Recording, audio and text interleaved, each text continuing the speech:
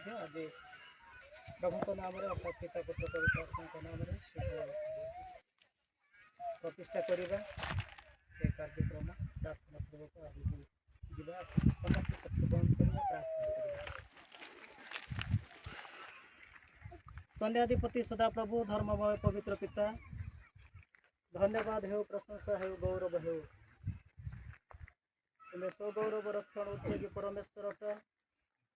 सर्व जगत सर्व प्राणी प्रभु तुम्हें जे सृष्टिकर्ता निर्माणकर्ता जगत मध्य को प्रतिपालन करने निमंते प्रभु तुम्हारे एक गुरुदायित्व अच्छी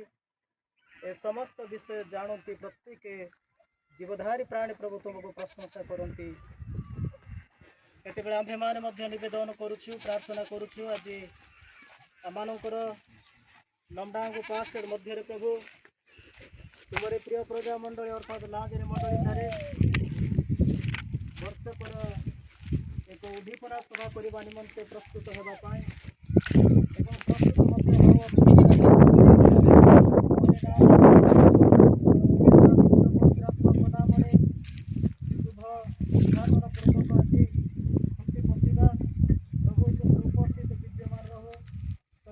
से दिन जाकू जे प्रकार गोटे